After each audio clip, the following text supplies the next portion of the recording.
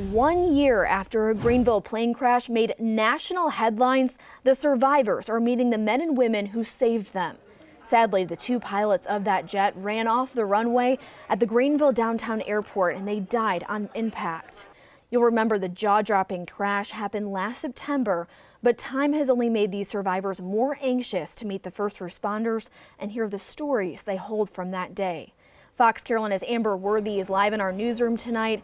And Amber, I'm sure this was an extraordinary day for really more reasons than one.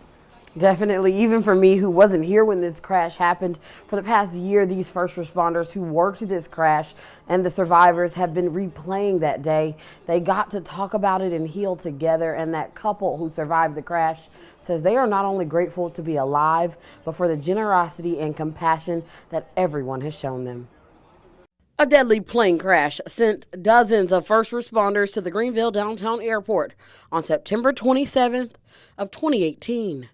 Saturday morning, the two survivors of that crash had breakfast with the people who rescued them from the dangerous scene. And what I heard today was they were calling people away from the plane because they expected it to blow up.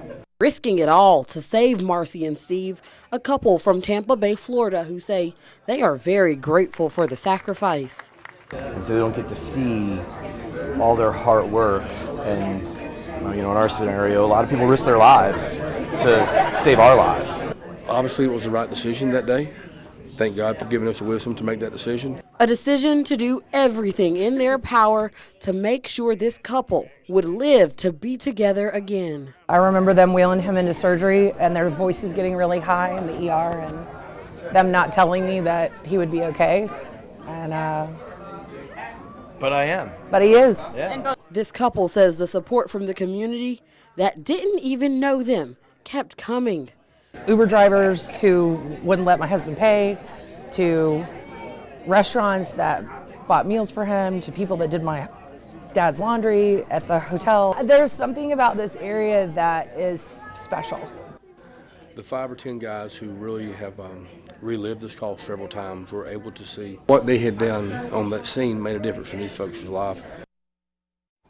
And there are resources that the department has in place to help those first responders who suffer with PTSD after a call like this. However, everyone in that room today says there's no better feeling than seeing the person they saved doing so well after that call.